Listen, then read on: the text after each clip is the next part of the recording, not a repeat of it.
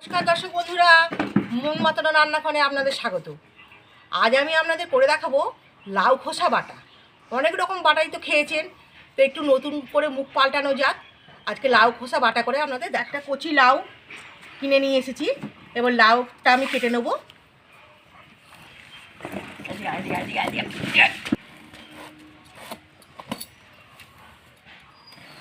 এইভাবে কেটে আমি খোসাটাকে ছাড়িয়ে নেব। খুব পাতলা নয়, এইভাবে আমি খোসাটাকে ছাড়িয়ে নিচ্ছি।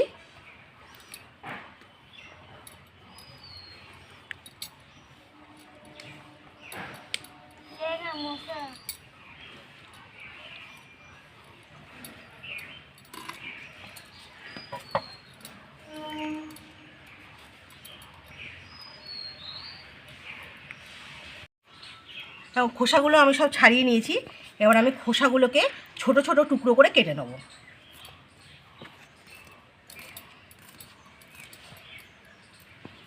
এইভাবে আমি লাউর খোসাগুলোকে কেটে নিচ্ছি।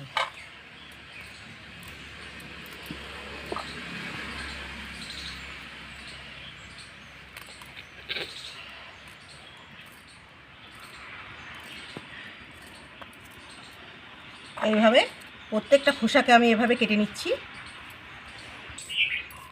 এভাবে আমি খোসাগুলোকে কেটে নিয়েছি।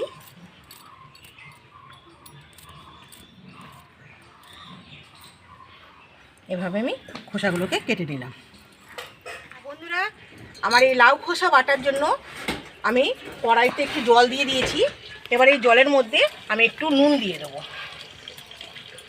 এবারে আমি লাউ খোসাগুলো দিয়ে দিচ্ছি, একটু সেদ্ধ করে নেবো লাউ খোসাগুলো।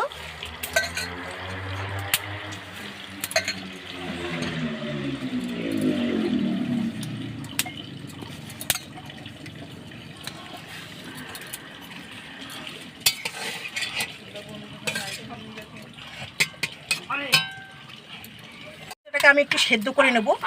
আজকের ভিডিওটা আমি সম্পূর্ণ কাঠের জালে রান্না করছি।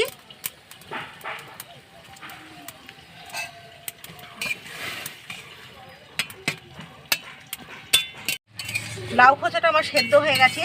এবার লাউ খোসাটাকে আমি তুলে নিচ্ছি জল থেকে।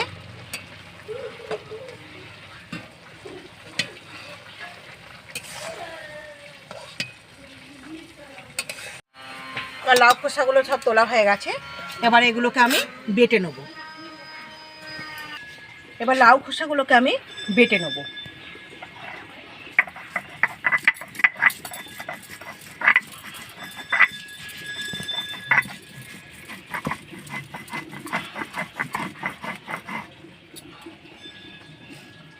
এইভাবে অল্প অল্প করে খোসাগুলোকে আমি বেটে নেব।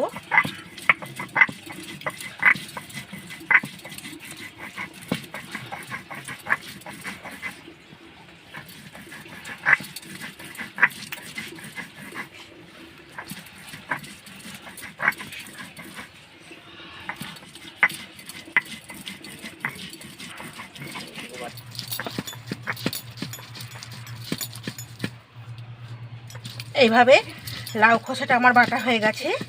এবারে এর মধ্যে আমি দুটো কাঁচা লঙ্কা দেব, দুটো শুকনো লঙ্কা দেব,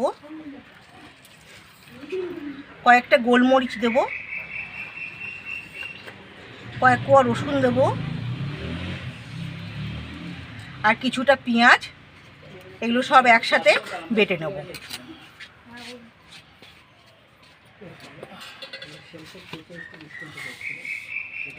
আর খানিকটা কালো জিরে। এই সব উপকরণগুলোকে দিয়ে আমি আবারও এটাকে বেটে নেব।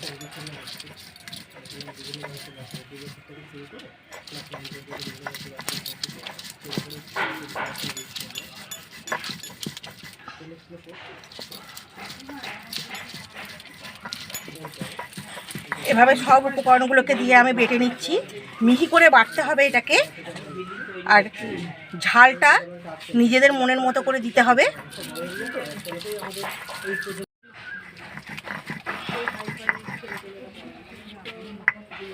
এইভাবে আমি আরেকবার বেটে নেব।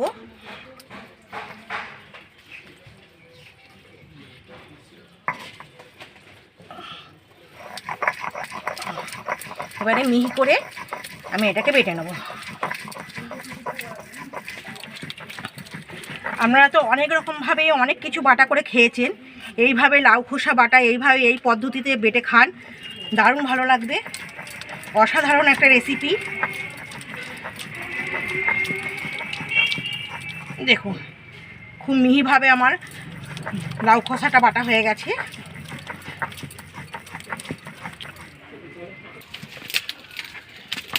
এবারে আমার খোসাটা পুরো বাটা হয়ে গেছে।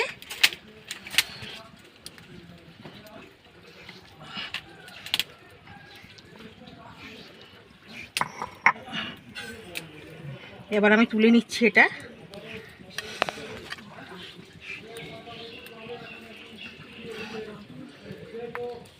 এটার জন্য আমি কড়াইতে একটু তেল দিয়ে দেব।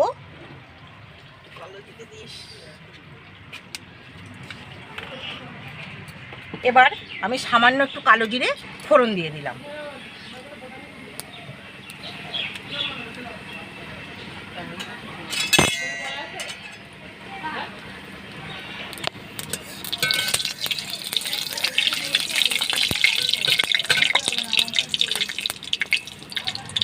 এবারে এর মধ্যে আমি বেটে রাখা খোসাটা দিয়ে দেবো।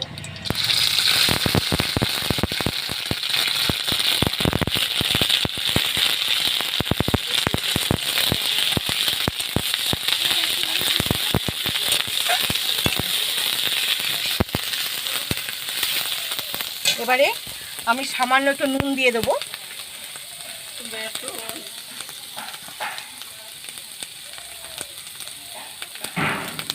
পরিমাণ মতো নুন দিয়ে দিলাম, আর দিয়ে দেবো একটু হলুদ।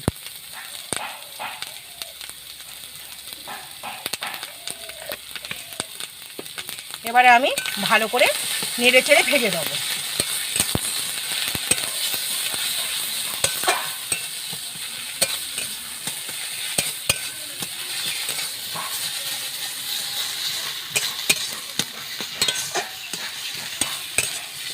এভাবে ভালো করে আমি ভেজে নেব। খোসাটা আমার খুব সুন্দর ভাজা হয়ে গেছে। এবারে আমি এতে 2 দানা চিনি দিয়ে দেবো। চিনিটা দিলে কি হয়, টেস্টটা ভালো হয়।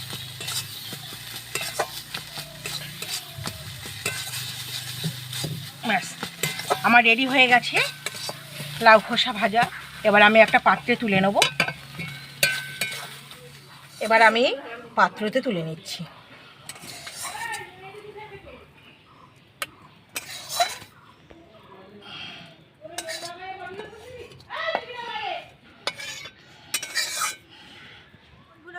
কেমন লাগলো আজকের আমার এই রেসিপিটা? এইভাবে রেসিপিটা করে বাড়িতে অবশ্যই খাবেন। আর কেমন লাগলো কমেন্ট করে আমাকে অবশ্যই জানাবেন।